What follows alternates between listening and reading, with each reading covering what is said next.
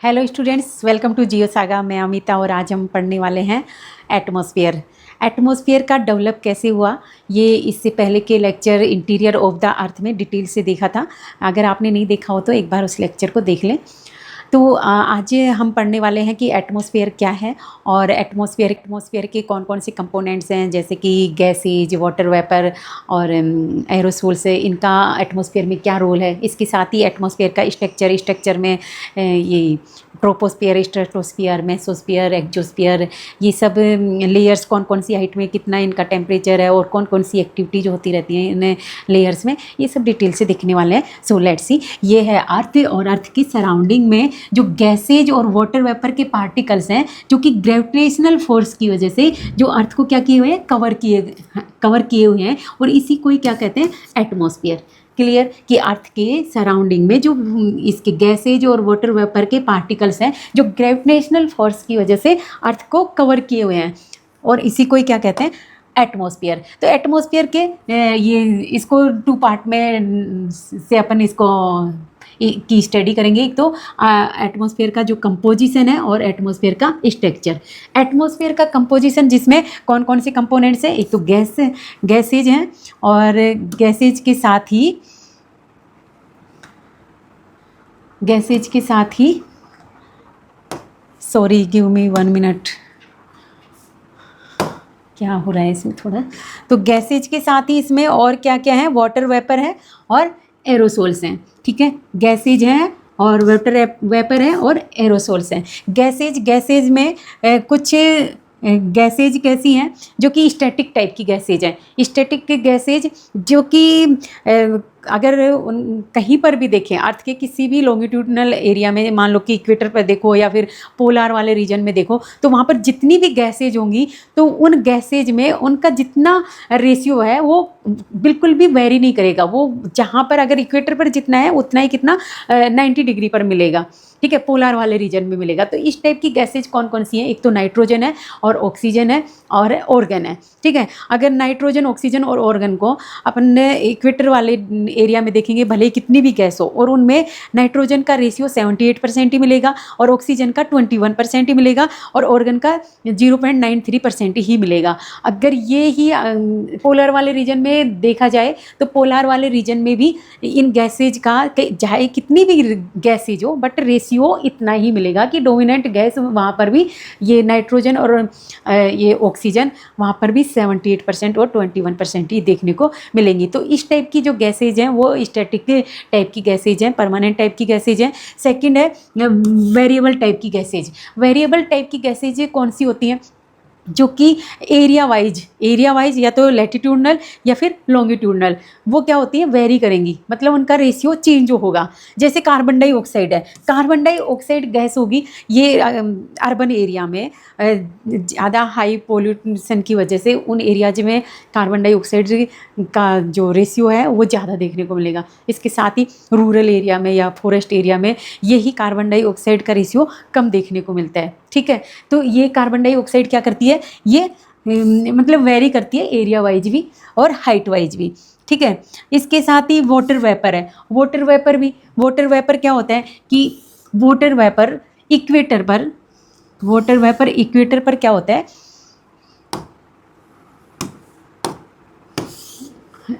Water vapour equator पर, मान लो कि इक्वेटर पर ज़्यादा देखने को मिलती है। ठीक है, और जैसे ही, क्योंकि इक्वेटर पर क्या होता है कि हाई रेनफॉल और हाई टेम्परेचर की वजह से वाटर वेपर ज़्यादा देखने को मिलता है, लेकिन 30 डिग्री के समथिंग जो डेजर्ट वाला एरिया है, 30 to 35 डिग्री के समथिंग, यहाँ पर वाटर वेपर यहाँ पर कम देखने को मिलेगी। यहाँ इक्वेटर वाले रीजन में वाटर वेपर ज़्यादा देखने को मिलती है। इसके साथ ही जैसे पोलर वाले रीजन में यहाँ पर ड्राई होने की वजह से यहाँ पर भी वाटर वेपर क्या होती है, कम देखने को मिलती है। लेकिन यहाँ के इन लैटिट्यूडनल वाले एरियाज में यहाँ पर वाटर वेपर वापस से क्या होती है, ये ज़्यादा देखने को मिलती है। तो कहने का मतलब ये वाटर वेपर भी क्या करती है कि ये भी लैटिट्यूडनल भी और लॉन्गिट्यूडनल भी, ये भी क्या करती है, वेरी करती है। अगर लॉन्गिट्यूडनल भी देखा जाए तो जैसे माउंटेन वाले एरिया में जैसे जैसे हाइट पर जाएंगे तो हाइट की ओर वाटर वेपर क्या होती है, कम होती जाती है, ठीक है। और जो माउंटेन के जो वैली वाला रीजन है वहाँ पर वाटर वेपर क्या होती है, ज़्यादा देखने को मिलती है। क्लियर। तो वाटर वेपर भी एरिया वाइज और लैटिट्यूडनल और लॉन्गिट्यूडनल ये वेरी करती है। इसके साथ ही ओजोन, ओजोन भी क्या है कि ये भी क्योंकि ओजोन कहाँ पर है, स्ट्रेटोस्फियर वाली लेयर में मिलती है। स्ट्रेटोस्फियर वाली लेयर जिसमें 20 से 50 डिग्री, ये 50 किलोमीटर वाले एरिया में ये सबसे ज़्यादा देखने को मिलती है। लेकिन इसकी सबसे ज़्यादा जो डेंसिटी है वो 20 to 25 किलोमीटर वाले एरिया में सबसे ज़्यादा है। लेकिन अर्थ सरफेस पर भी ओजोन है। मतलब स्ट्रेटोस्फियर में जो ओजोन मिलती है वो कैसी है, वो गुड ओजोन कहते हैं, क्योंकि वो अल्ट्रावायलेट रेज को क्या करती है, अर्थ तक आने से रोकती है। साथ ही अगर ओजोन नहीं होता तो यहाँ पर और भी ज़्यादा टेम्परेचर इंक्रीज हो जाता। साथ ही जो अर्थ सरफेस पर जो ओजोन होती है वो एक पोल्यूटेड टाइप की ओजोन होती है, जिससे स्मोग, जो कि स्मोक क्रिएट होता है वो इसी अर्थ लेयर वाली ओजोन के कारण ही होता है, जो कि बैड ओजोन कहते हैं उसको, ठीक है। तो ये वेरिएबल टाइप की गैसेज है। तो अपन ने देखा गैसेज, गैसेज में जो स्टैटिक और वेरिएबल टाइप की गैसेज। नेक्स्ट है वाटर वेपर। वाटर वेपर को अभी मैंने ठीक से बता ही दिया कि वाटर वेपर है वो एक ग्रीन हाउस इफेक्ट जैसे गैस का काम करती है। क्योंकि जैसे वाटर वेपर अगर ज़्यादा होता है तो उसकी वजह से मान लो कि टेम्परेचर 35 डिग्री है और 35 डिग्री है टेम्परेचर, लेकिन जो एनवायरनमेंट में वाटर वेपर ज़्यादा होगा तो ऐसा फील होगा कि टेम्परेचर कितना 38 डिग्री जितना टेम्परेचर फील होने लगता है। क्योंकि ये ग्रीन हाउस इफेक्ट का काम करती है कि सन की रेज को आने देती है बट जाने नहीं देती, ठीक है। यही होता है क्या, ग्रीन हाउस इफेक्ट। तो उसकी वजह से ज़्यादा फील होने लग जाती है, टेम्परेचर ज़्यादा फील होने लगता है। और ये वाटर वेपर मतलब 5 किलोमीटर की हाइट पर ही 90% जो वाटर वेपर होता है वो 5 किलोमीटर के हाइट पर ही मिलता है, 90% वाटर वेपर। वैसे एटमॉस्फेयर में वाटर वेपर होता है वो भी 5% ही होता है, कि मतलब 78% तो क्या है, नाइट्रोजन है। और सेकंड नंबर पर ऑक्सीजन है 21%। बट तीसरे नंबर पर किसका नंबर आता है वैसे, वाटर वेपर का ही, क्योंकि ये कितनी इसमें एटमॉस्फेयर में वाटर वेपर मिलती है 5%। इसमें गैसेज में अगर देखा जाए तो वाटर वेपर का इतना रोल होता है। और ये 90% वाटर वेपर वो कितनी, इसमें 5 किलोमीटर की हाइट पर ही देखने को मिलती है। और ये भी क्या करती है, वेरिएशन करती है, जो कि अभी मैंने बता दिया कि जैसे जैसे इक्वेटर पर रहेंगे तो ये ज़्यादा रहेगी और ये जो डेजर्ट वाले एरिया में कम हो जाती है, फिर हाई लैटिट्यूड पर फिर ये फिर बढ़ने लगती है, लेकिन पोलर वाले रीजन में ये कम हो जाती है। तो ये भी एरिया वाइज जो कि लैटिट्यूडनल भी क्या कर रही है, वेरी कर रही है, और साथ में लॉन्गिट्यूडनल भी वेरी कर रही है। जैसे जैसे हाइट पर जाते हैं तो वाटर वेपर कम देखने को मिलती है। Next aerosols. तो एरोसोल्स क्या होते हैं, ये सस्पेंडेड पार्टिकल्स होते हैं और जो कि एटमॉस्फेयर में रहते हैं, सस्पेंडेड पार्टिकल्स। अब सस्पेंडेड पार्टिकल जो होते हैं ये क्या होते हैं कि ये पर्टिकुलेट मैटर हैं जो कि नेचुरल भी होते हैं और ये एंथ्रोपोजेनिक भी होते हैं। मतलब ये देखो कि एरोसोल्स होते क्या हैं, ये सस्पेक्टेड पार्टिकल्स होते हैं। जैसे मान लो कि डस्ट है, धूल, राख के कण जो वोल्केनिक से निकले हैं। तो कहने का मतलब ये नेचुरल भी हैं और एंथ्रोपोजेनिक भी हैं। नेचुरल जो कि नेचर से अपने से डेवलप हुए हैं, और एंथ्रोपोजेनिक जो कि ह्यूमन की एक्टिविटी से डेवलप हुए हैं। तो ये जो नेचुरल हैं जैसे सॉल्ट हो गया, ठीक है। सॉल्ट भी क्या है कि साइक्लोन्स के थ्रू सॉल्ट के जो पार्टिकल्स हैं वो किस में, एटमॉस्फेयर में जाते रहते हैं। साथ ही डस्ट के पार्टिकल्स हैं, ठीक है। ये भी क्या होते हैं कि साइक्लोन्स वगैरह या फिर जो भी ये आंधी तूफान टाइप का होता रहता है तो उसके साथ में ये डस्ट पार्टिकल एटमॉस्फेयर में जाते रहते हैं। जैसे मान लो कि ये डेजर्ट वाले एरिया से जो धूल के कण होते हैं। साथ ही ये पोलेंस होते हैं, मतलब पराग कण। ये भी क्या होते हैं कि ये भी इसमें एटमॉस्फेयर में मिलते हैं। और साथ ही वोल्केनिक की जो डस्ट होती है, ऐश होती है, ये भी क्या है कि नेचुरल पार्टिकल्स हैं जो कि एनवायरनमेंट में, यहाँ एटमॉस्फेयर में ये मिलते हैं। साथ ही एंथ्रोपोजेनिक कौन से हैं कि एक तो इंडस्ट्रियल सूट होते हैं। इंडस्ट्रियल सूट किसको कहते हैं कि जो ब्लैक कार्बन और ब्राउन कार्बन होता है, ब्लैक कार्बन और ब्राउन कार्बन को इंडस्ट्रियल सूट कहते हैं।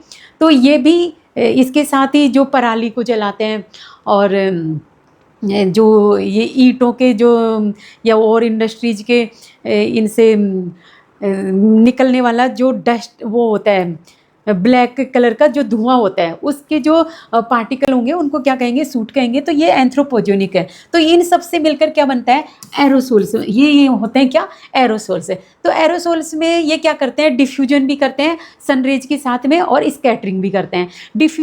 डिफ्यूजन क्या होता है कि डिफ्यूजन की वजह से ही जो लाइट जहाँ तक मतलब सनरेज नहीं पहुँच रही हो, या फिर आपने देखा होगा कि सन के राइज होने से पहले और सन के छिपने से पहले जो लाइट दिखती है ना, वो किसकी वजह से दिखती है, डिफ्यूजन की वजह से।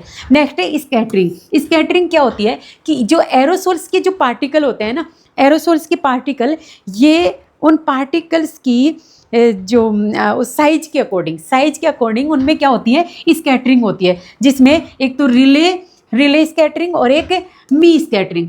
रिले स्कैटरिंग होगी कि जिसमें मान लो कि लाइट का जो वेवलेंथ होता है, लाइट की वेवलेंथ से एरोसोल्स के जो इसकी जो कण होंगे वो क्या होंगे कि इस लाइट की वेवलेंथ से छोटे होंगे। तो छोटे होंगे तो उसकी वजह से जो ब्लू कलर का लाइट है वो ही ज़्यादा फैलता है, और उसी की वजह से ही स्काई का कलर कैसा दिखता है, ब्लू दिखता है। वैसे स्काई का कोई कलर नहीं होता, वो किसकी वजह से, इन एरोसोल्स की वजह से ही स्काई का कलर कैसा दिखता है, ब्लू दिखता है। ठीक है, अगर एरोसोल से नहीं होते तो स्काई का कलर ब्लू नहीं दिखता। तो उसको क्या बोलेंगे, रिले स्कैटरिंग। नेक्स्ट है ये मी स्कैटरिंग। मी स्कैटरिंग में क्या होता है कि जब लाइट वेव के कंपैरिजन में एरोसोल्स के जो कण होते हैं वो बड़े होते हैं, बड़े साइज़ के होंगे या फिर उसके सेम साइज के होंगे। तो उसकी वजह से सारे कलर क्या होंगे, रिफ्लेक्ट होंगे। सारे कलर रिफ्लेक्ट होंगे तो उसकी वजह से ये होगा कि मतलब वाइट कलर दिखता है ना, वो इसी वजह से दिखता है कि वाइट कलर, और ये जो क्लाउड से वाइट कलर के दिखते हैं वो इस मी स्कैटरिंग के कारण होते हैं, माई स्कैटरिंग के कारण होते हैं। तो ये सभी कलर्स इसमें क्या होते हैं कि इक्वल फैलते हैं, और ये इसकी वजह से क्या दिखते हैं, वाइट कलर दिखते हैं।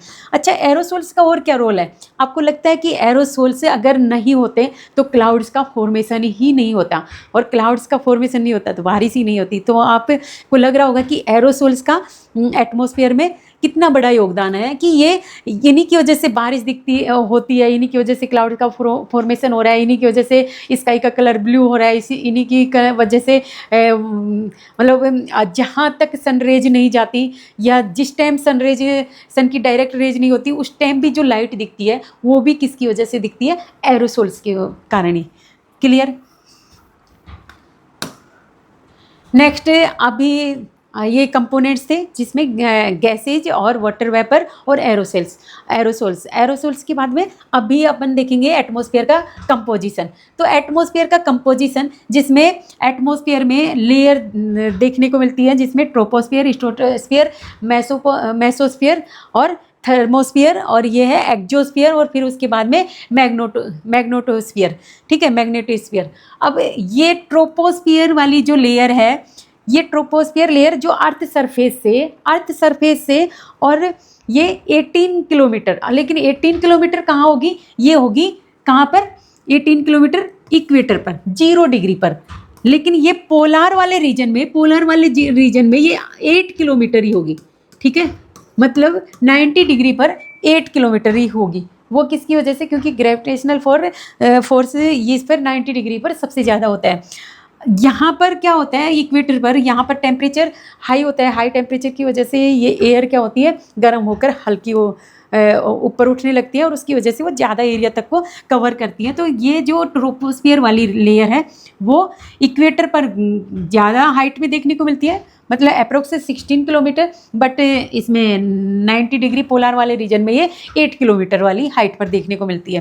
ठीक है, तो ट्रोपोस्फियर वाली लेयर है जो अर्थ सरफेस के पास वाली जो लेयर होती है। तो जितनी भी जो वेदरिंग एक्टिविटी जो होती हैं वो सभी इसी लेयर में देखने को मिलती हैं। जितने भी साइक्लोन्स, बारिश होना, आंधी तूफान, जो भी कुछ भी हो रहा है वो सब की सब एक्टिविटीज किस में हो रही है, ट्रोपोस्फेरिक लेयर में।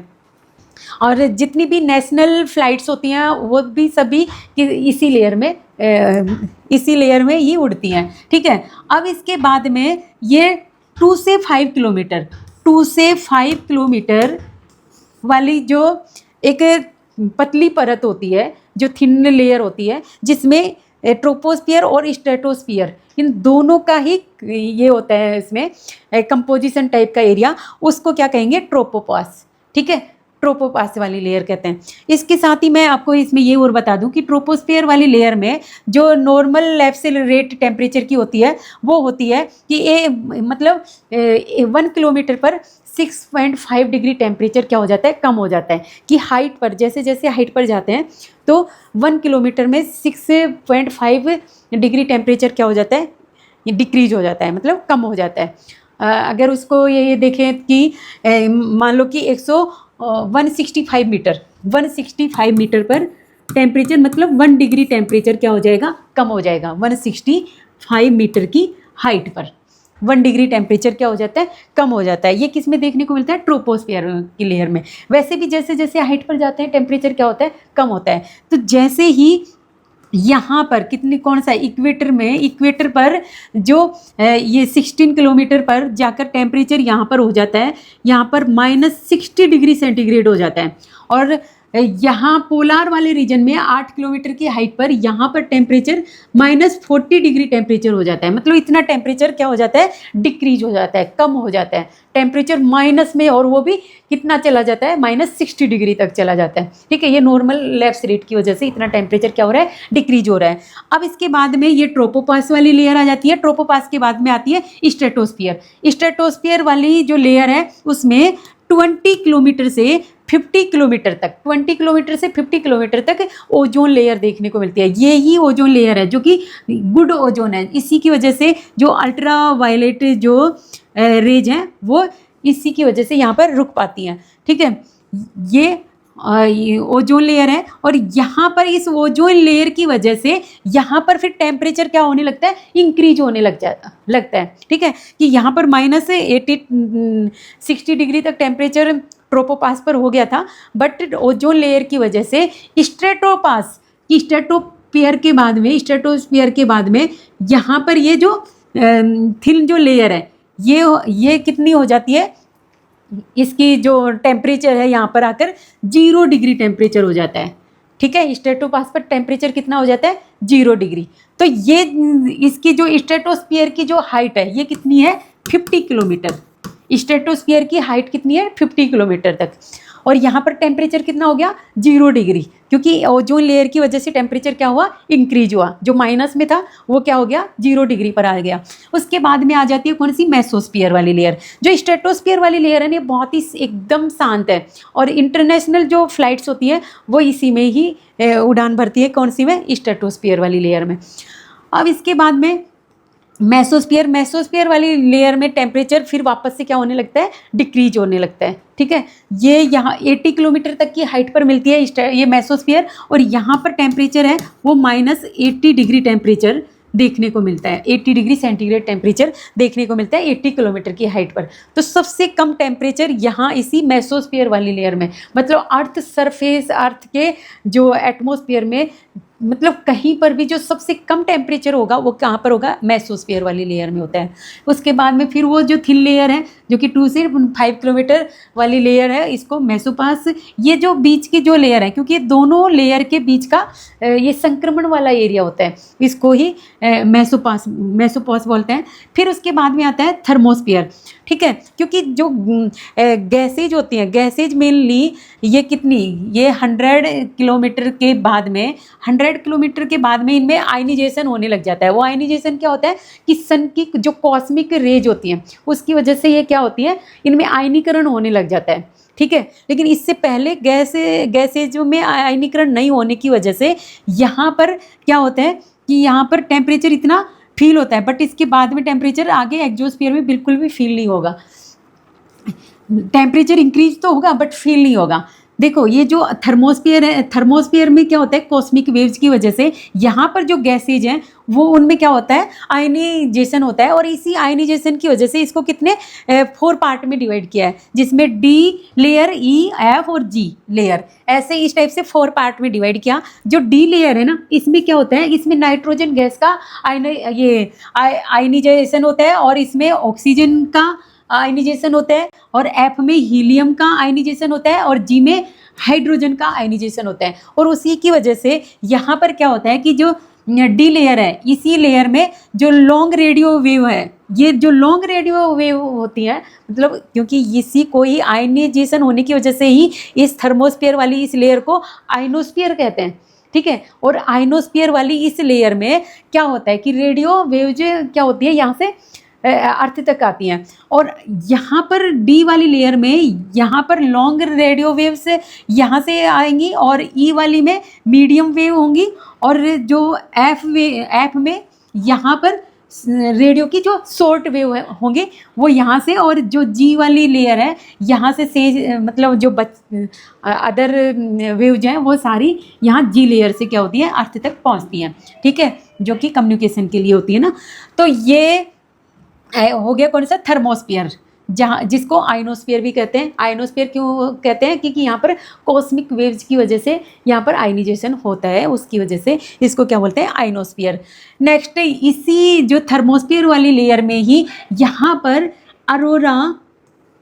अरोरा एक उस टाइप की मतलब लाइट का ये देखने को मिलता है, नाम सुना होगा औरोरा, जिसमें नॉर्दर्न जो पोलर वाले एरिया में इसको औरोरा बोरियलिस, और सदर्न पोलर वाले रीजन में इसको औरोरा ऑस्ट्रेलिस के नाम से जानते हैं। तो ये औरोरा ये किसकी वजह से होता है कि जो कॉस्मिक वेव जो होती है ना, कॉस्मिक वेव जो डे में तो क्या करती है कि इनमें आयनोजेशन की वजह से ये कॉस्मिक वेव में जब रात के टाइम में क्या होता है कि सन की रेज नहीं मिलती है, सन की रेज नहीं मिलेगी तो उस टाइम क्या होगा कि जो ये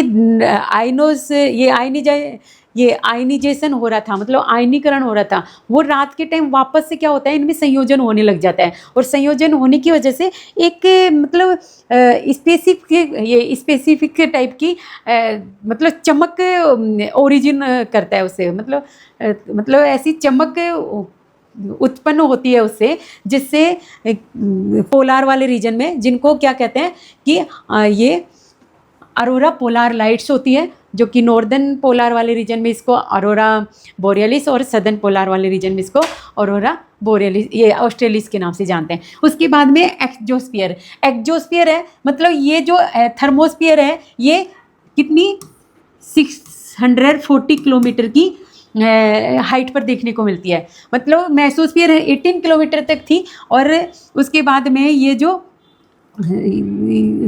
थर्मोस्फीयर है ये किसमें 640 किलोमीटर की हाइट तक होती है। अब उसके बाद 640 किलोमीटर के बाद में 1500 तक किलोमीटर की हाइट पर जो लेयर मिलती है उसको क्या कहते हैं, एक्जोस्फीयर, ठीक है। इस एक्जोस्फीयर वाली लेयर में ही जो पोलर सैटेलाइट्स होते हैं वो यहीं पर ही भेजे जाते हैं, किसमें, एक्जोस्फीयर में, और यहाँ पर हीलियम और हाइड्रोजन जो गैस होती है वो ऐसे गुच्छों के टाइप में मिलती है।